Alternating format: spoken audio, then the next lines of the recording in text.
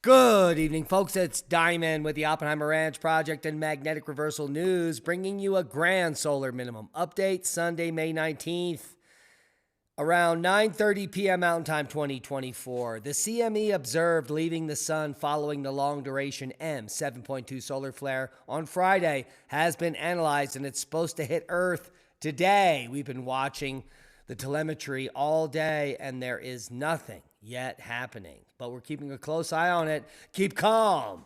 It's boom time. Severe storms may bring central Florida heavy rain, damaging wind gusts, and hail today into the evening, so heed the warnings. Accustomed to disasters, Houston did not see this one coming. Power outage update. CenterPoint posts new maps of estimated restoration days, and they're coming in the next few days. Still, 250,000 people without power in Texas, the nexus of the schmexus. Take a look at that. And the CenterPoint restoration timeline has been published. Let's take a look at this image, and you can look. Most of it is centered around Houston, and the tan region will not be up and going for at least 2 or 3 days. That's almost all of the counties. All of these tan spots are without power till maybe the 21st or the 22nd. So 2 more days there, and just a small amount of people with power within the city of Houston. Hopefully, they will get this power on sooner than possible. Quick look at the smoke map here. Fire and smoke map version 3.2 showing most of the densest smoke in all of the Americas is in the Gulf of Mexico now, off of the Yucatan Peninsula. Apparently, lots of fires here in Central America are burning and creating this massive plume. Fishermen are not pleased. Good news is that this is not near land, and, well, very few people being choked out. That does not include the northern reaches here of British Columbia, where there is heavy smoke. The good news is that precipitation has put out many of the fires in Canada. Where there was once hundreds, there are now just 6. How do you like them apples? Here's the full forecast. Little side note right here. For the last 10 days, I've seen fearmongers all over the interwebs saying that climate change is going to burn up Canada and all the world. But they don't realize that climate in the form of weather actually puts out fires. And that's what's happened up here in Canada. Precipitation has put out the fires. So the fearmongers that think that the powers that be control the weather, well, why didn't they turn off the rain? That's my question. Here's the full forecast. Severe weather threat continues across the central U.S. Critical fire weather conditions in New Mexico. And our fingers are crossed. The wind was blowing here in southwestern Colorado just above the warning levels right here in Archuleta County at 20 or 30 miles per hour consistently throughout the day.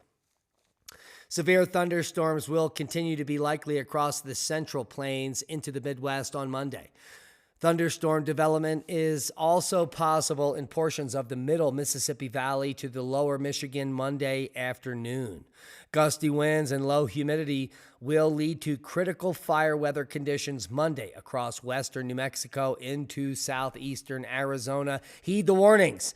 All of the counties are lit up in pink, tink, or magenta, however you want to look at it. Quick look at the GFS model, and we'll see where all of that severe weather is about to explode. Let's take a look. Here's the next. Well, right now, severe weather between Kansas and Nebraska is hitting now 3, 6. That's going to explode over the next 3 hours through early morning Monday here. Fun day for Oklahoma as well. Severe weather threat lingers but moves up to the northern plains as it moves through Wisconsin and Michigan through Monday into Tuesday. Tuesday will be the lose day for the upper plains as we see South Dakota, Nebraska, Kismite, and Minnesota picking up the big totals here. We could be seeing some tornadic activity, heavy hail, and massive flooding potential by Tuesday night. So heed the warnings. If you're in Minnesota or northern Michigan, this could be a big one as it explodes. Let's take a quick look at the total snowfall And we can see that, well, Old Man Winter is not done yet. In fact, it's showing more and more heavy snow, 4 feet for northern Montana by June 1st. Holy macaroni. Shut up, Al. Get in your hole. Al Gore says this is impossible. But he doesn't know the facts. But you do. Seismic update. Moderate uptick worldwide. We've had some amazing quakes up in the Arctic, multiple events. I can only pull up one now, 4.4 north of Svalbard here. We've had a 6.0 on the tip of the Aleutians in Alaska. No tsunami warning, thankfully. We've also had a 5.2, 145 kilometers southwest of La Placita de Morelos in Mexico, and some mid-ocean ridge activity 5.0 in the Atlantic ridge. So moderate uptick in activity. Could it be the sun? Yeah, it's definitely not you. Seismic update for the Reykjanes Peninsula showing a little bit of a cluster of activity on the tip here. We're more concerned about Grindavik, which has been inflating to levels seen at advancing above other eruptive activities. So at any moment, we should be looking for an eruption on the peninsula. Still ongoing magma accumulation beneath Svartsengi. Let's see what they have to say here. About 16 million cubic meters of magma have been recharged to the magma reservoir since the 16th of March. Holy macaroni, buckle up, Buttercup. About increased probability of another dike propagation and or volcanic eruption in the coming days is imminent. Sundanuka Crater Row is the most likely location of the eruption as we wait and see what develops in this region. It's quite spectacular as we watch the geology unfold before our very lives. Activity up slightly with an increase in the quakes in the Kilauea caldera in the Upper East Rift Zone as well. Kilauea has been relatively quiet since the end of April when it seemed as though Hawaiian volcano goddess Pele might awaken. And we reported on that. But the unrest has continued beneath Honolulu in the South Caldera and Upper East Rift Zone, albeit at a much lower level. Activity has again ticked up slightly during the past few days, as we've reported on, with a flurry of earthquakes Thursday night under the South Caldera region and an increase in quakes under the Upper East Rift Zone beginning Friday night. So, what say you? Is Kilauea about to blow up? Yes, it always does. So, that's a yes. Villarrica volcano's short-lived phase of ash emissions today, and look how dark they are. How unique are these volcanoes? It's amazing. Semeru to 15,000 feet. Abeco puffing and passing to 12,000 feet today.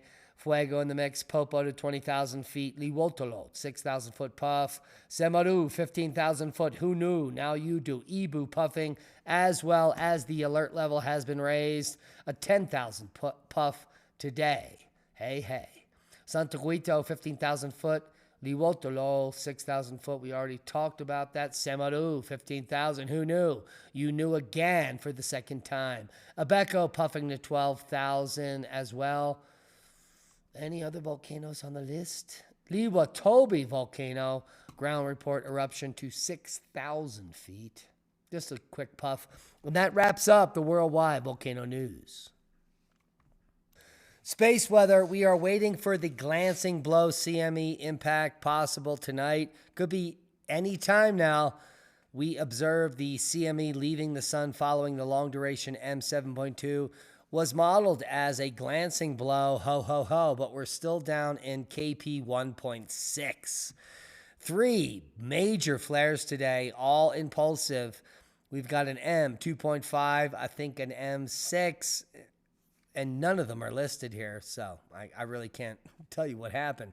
All impulsive, no CMEs, all of these coming from that active region that gave us some activity earlier in the week here, 3685, which will be facing Earth for the next 1, 2, 3, 4, 5, 6, 7 days as it transverses center disk.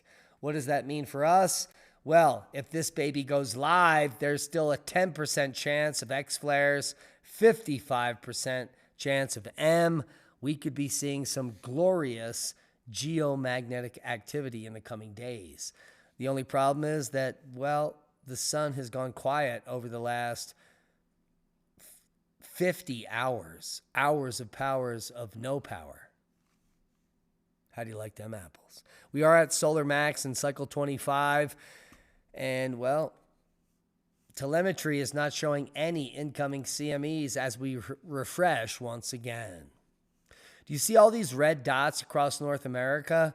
This is a map from 1895 showing pyramid complexes, aka mound complexes. 400,000 of them all over the East Coast, east of the Mississippi in 1895. Do you know how many of these are preserved today? Yeah, like a dozen.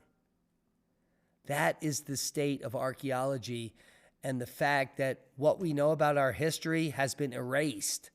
Take a look at the 1 million pyramids east of the Mississippi in 1895 that we literally plowed under the ground. I hope I come back as a historian.